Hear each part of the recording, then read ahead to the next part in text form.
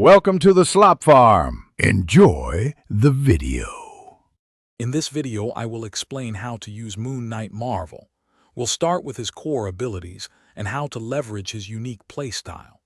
Moon Knight is a fantastic damage dealer, especially against single targets. Understanding his different personalities is key to maximizing his effectiveness in battle. Focus on his crescent dart early to apply crucial debuffs and set up for big damage. Let's dive into the details. Moving on to some advanced tactics, consider pairing Moon Knight with support characters. Those who offer defense buffs or healing can significantly increase his survivability. Learning to time his special abilities is crucial for countering tough enemy buffs. Remember, switching between his personalities allows you to adapt to various combat situations, exploiting enemy weaknesses for maximum impact. This flexibility is a huge advantage.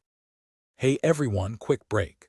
If you're finding this guide helpful, please hit that subscribe button and give the video a like. It really helps the channel. On another note, Moon Knight might be tough, but your feet don't have to be. Life's too short for cheap socks, so go darn tough with a lifetime warranty. You can find the link for these amazing socks and other deals in the description below.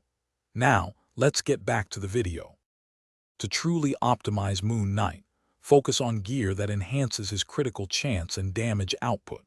These stats will make his attacks hit much harder. For ISO 8, selecting classes that further boost his offensive capabilities like Striker or Skirmisher is highly recommended. Don't forget to prioritize upgrading his passive abilities. They provide consistent benefits throughout every battle, making him a more reliable damage dealer. These upgrades are essential. Thanks for watching. Consider subscribing if we helped you today.